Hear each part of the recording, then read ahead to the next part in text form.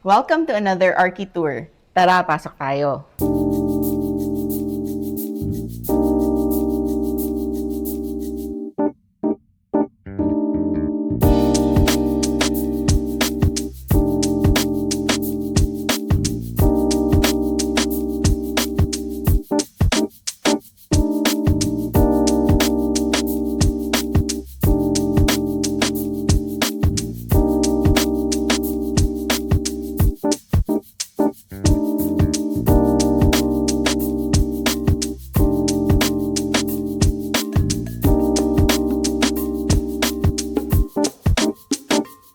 Welcome to Amayascapes General Trias. Nandito tayo ngayon sa aming project na ita-turn over namin very soon. It is a 2-story, 2-bedroom, 2-toilet and bath residential house situated in a 120 square meter lot. Previously, it is just around 52.9 square meters yung floor area niya.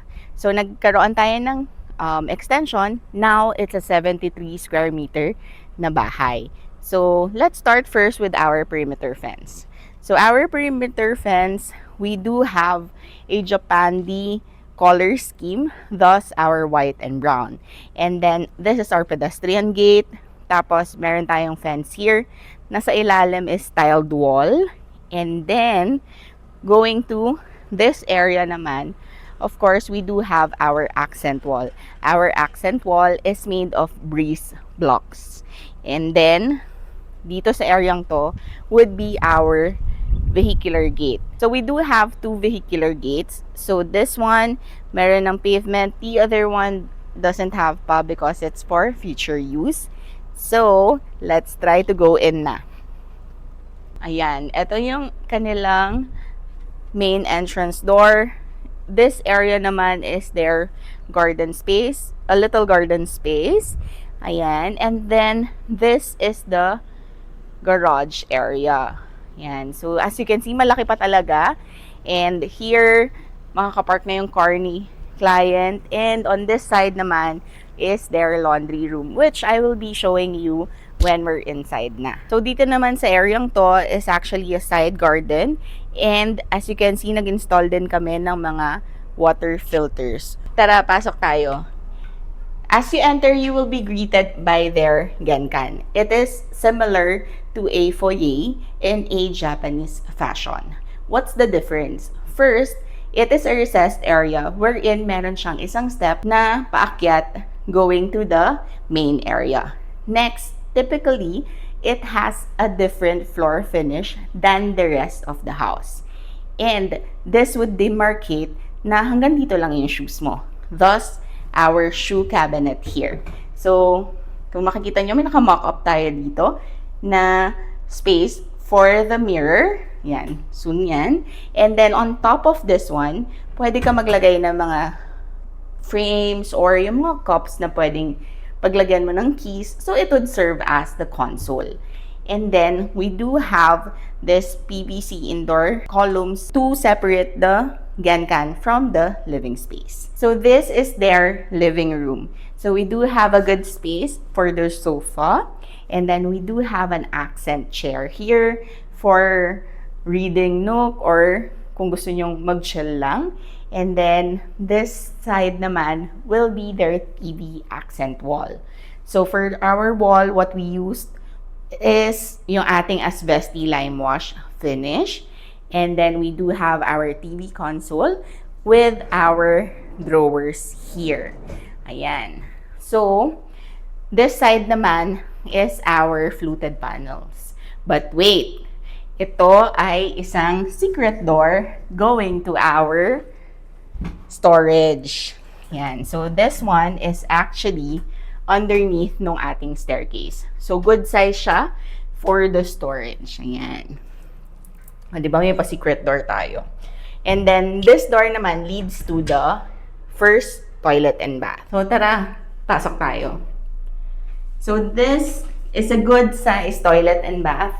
We do have, of course, our lavatory here with our storage underneath. And we do have our overhead cabinet with our mirror. And then here, kung makikita nyo yung color schemes natin, Very light lang kasi maliit nga siya. So, we don't want it to look very cramped. And then, of course, ito isa sa mga requests. Ito yung ating shower niche. Ayan. And then, of course, yung ating shower. So, punta na tayo sa dining space. Ang secret sa isang malinis and minimalist na lugar is actually less yung mga items on the floor. Thus, lagi naming sinasuggest or ina-advise sa aming mga client na gumamit ng ating mga ceiling fan. So, no stand fans tayo for less clutter.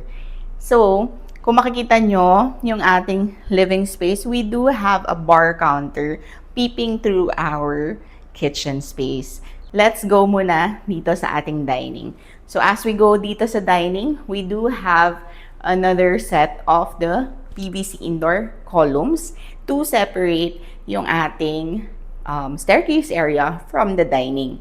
Pero we don't want it to be solid.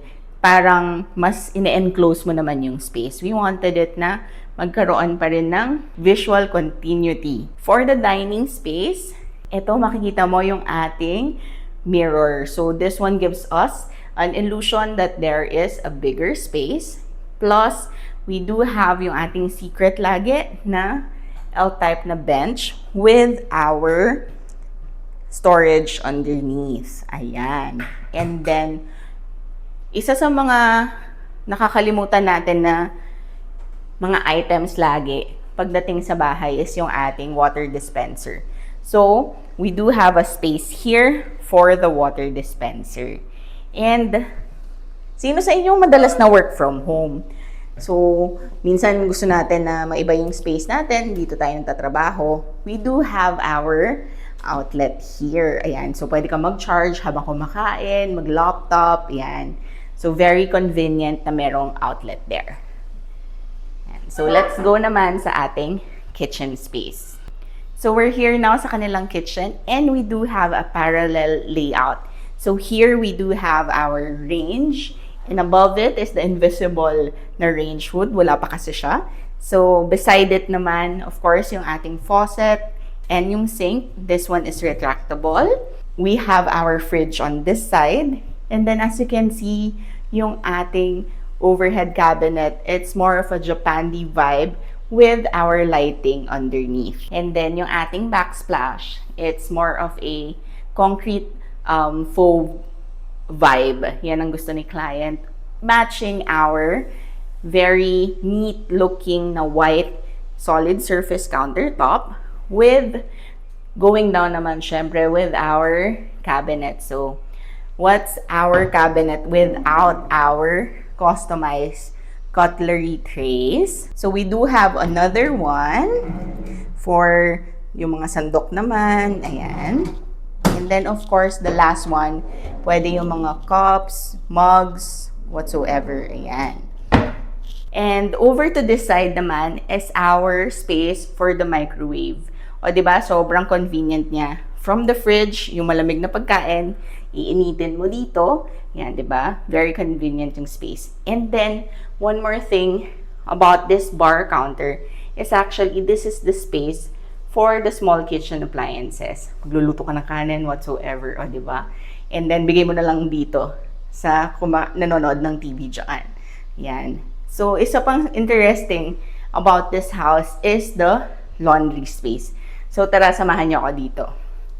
So, this is our French type glass sliding door. Ayan. May drop tayo here. Kasi syempre, pag nag-washing ka, para mag-flow lang yung tubig palabas. Ayan. So, we do have our sink here. Ayan. Very nice yung ating sink. We do have our cabinets here as well. And for more storage spaces, we do have overhead cabinets here, shelves here, and then, alam mo naman yung mga pang-cleaning materials natin, medyo mahaba siya, patayo.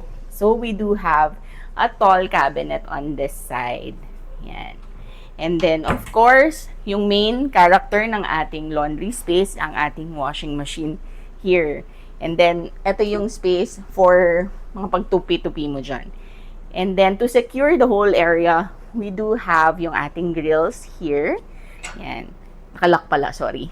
So, ayun, makikita natin yung ating car na nakapark na dyan.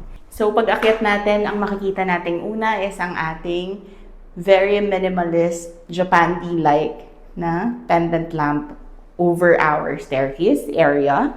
And then, this door naman leads to the second toilet and bath. So, ito yung ating toilet and bath. And it is similar to the layout downstairs. We do have yung ating typical na mga fixtures.